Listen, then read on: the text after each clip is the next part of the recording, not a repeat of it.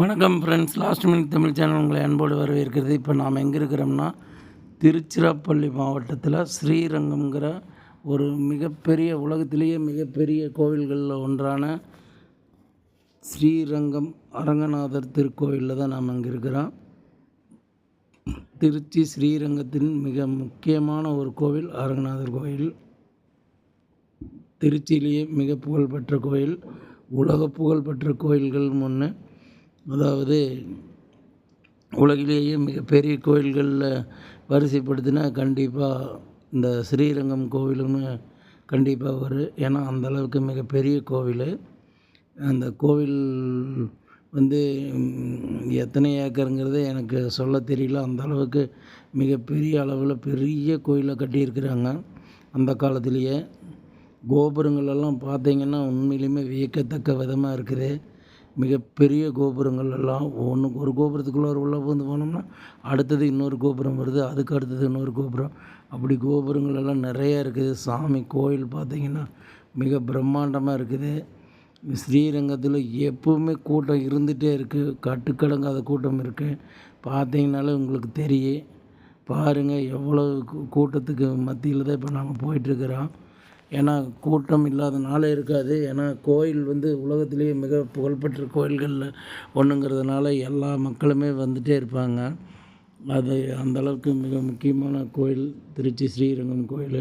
பாருங்கள், இப்போ நாங்கள் அந்த பெரிய ராஜகோபுரத்துக்கு இதில் தான் உள்ளே பூந்து இப்படி போகிற இந்த ஒரு ஆஞ்சநேயர் கோயில் இருக்குது. பாருங்கள், பார்த்திங்கன்னா கோயில் கோபுரத்துக்கே எவ்வளோ தூரம் நடக்க வேண்டியதாக இருக்குதுன்னு பாருங்கள். அதுக்கப்புறம் மறுபடியும் இன்னும் கொஞ்சம் தூரம் போனோம்னா இன்னொரு கோபுரம் வரும். அப்படியே கோபுரங்கள் மறுபடியும் வந்துகிட்டே தான் இருக்குது. பார்த்திங்கனாலே தெரியும் உங்களுக்கு. பாருங்கள், இப்போ நாங்கள் ஒரு கோபுரத்தை தாண்டி மறுபடியும் போயிட்டுருக்குறோம். பார்த்திங்கன்னா இன்னும் கொஞ்சம் தூரம் அப்படியே நடந்து போயிட்டே இருந்தோம்னா இப்போ இங்கே நேர ஒரு சின்ன மண்டபமாட்டம் வருதுங்க. இந்த மண்டபத்தை தாண்டி பார்த்திங்கன்னா அங்கே இன்னொரு கோபுரம் இருக்குது. லைனாக கோபுரங்கள் இருந்துகிட்டே தான் இருக்குது. நாங்கள் போன நேரம் ரொம்ப வெயில் நேரமாக போயிடுச்சு, அதனால் பயங்கர சூடு இருந்தாலும் அட்ஜஸ்ட் பண்ணி போயிட்டோம். பாருங்கள், அடுத்த கோபுரம் தெரியுது பார்த்தீங்களா? அதை தாண்டி உள்ளே போனால் மறுபடியும் இன்னொரு கோபுரம் தெரியும். அடேங்கப்பா, எவ்வளோ பெரிய கோயில் பாருங்கள் நீங்களே. பூரா சுற்றியுமே கடைகள், வழியில் பூரா கோயிலுக்கு இடையில இப்படி கடைகள் இருக்குது. ஆட்டோ கோபுரத்துக்கு இடையிலலாம் வண்டிகள் எல்லாமே உள்ளே பூந்து வருது, ஆட்டோ எல்லாமே வருது. பாருங்கள் கிட்டத்தட்ட நாம் அடுத்த கோபுரத்துக்கு வந்தாச்சு. பார்த்தீங்கனாலே உங்களுக்கு தெரியும்.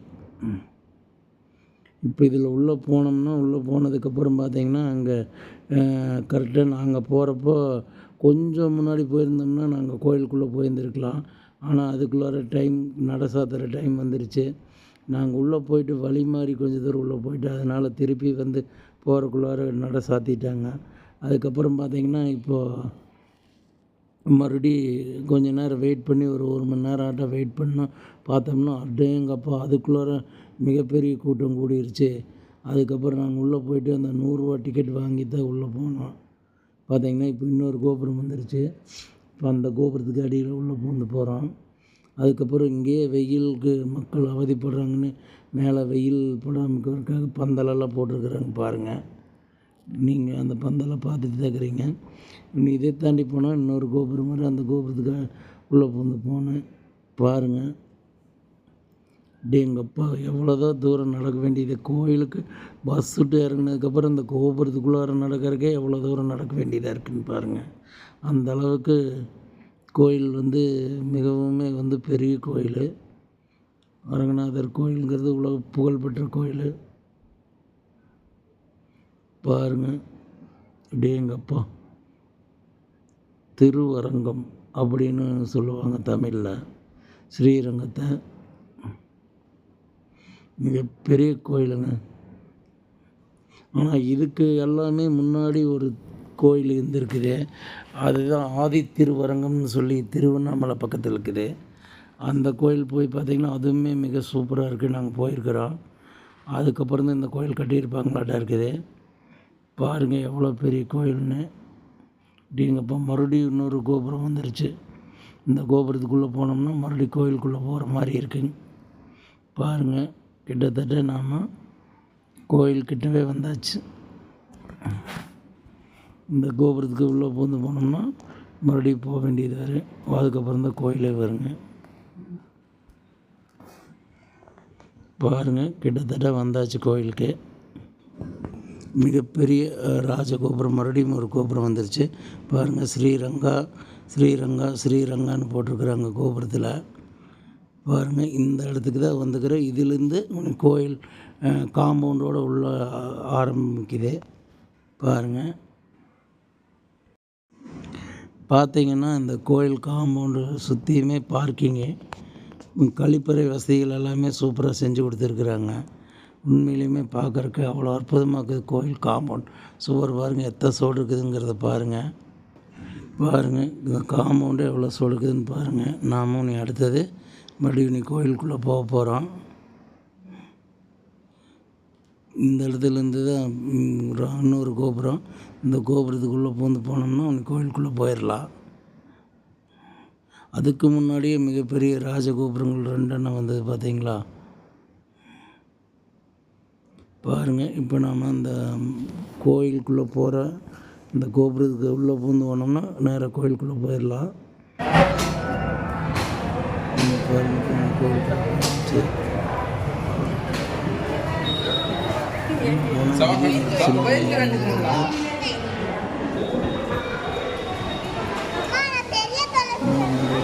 உள்ள போகணும், இப்படி கோயிலுக்குள்ளே போகணும்.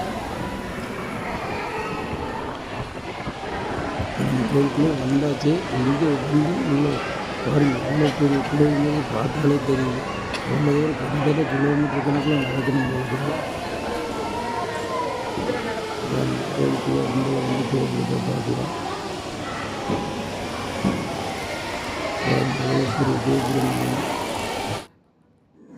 உள்ள கோயிலுக்குள்ளேயே வந்தாச்சு. பாருங்கள், மண்டபத்தோட தூண்கள் எல்லாம் பாருங்கள். அடேங்கப்பா, அந்த காலத்துலேயே எவ்வளோ அற்புதமாக செதுக்கிக்கிறாங்கன்னு.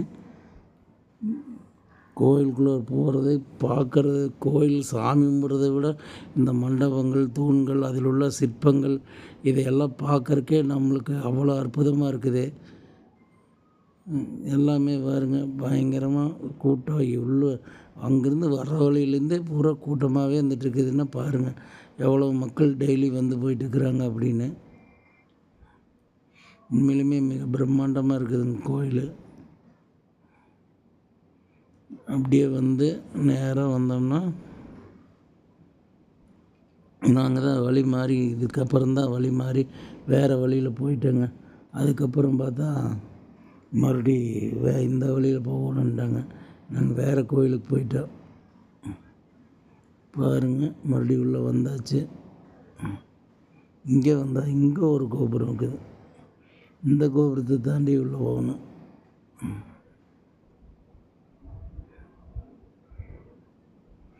அங்கங்கே கோபுரம், அங்கங்கே காம்பவுண்ட் சுவர்.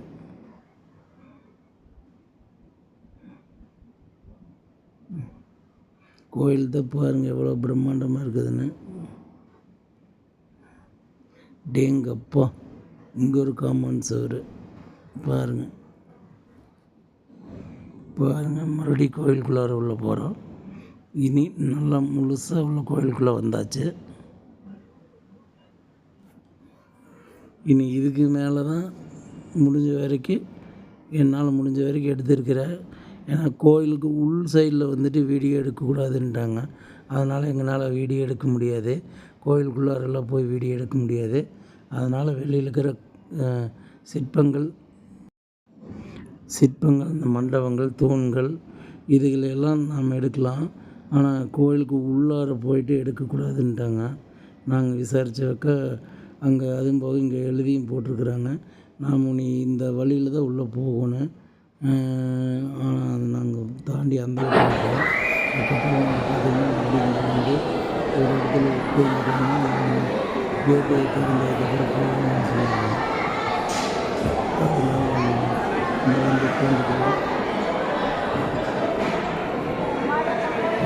கோயில் பார்த்திங்கன்னா இந்த இடத்துல தான் அந்த இது வழி கோயிலுக்குள்ளே போகிறதுக்கு அந்த வழி விடுவாங்க. எங்களுடைய லாஸ்ட் மினிட் தமிழ் சேனலை சப்ஸ்கிரைப் பண்ணுங்கள். நன்றி.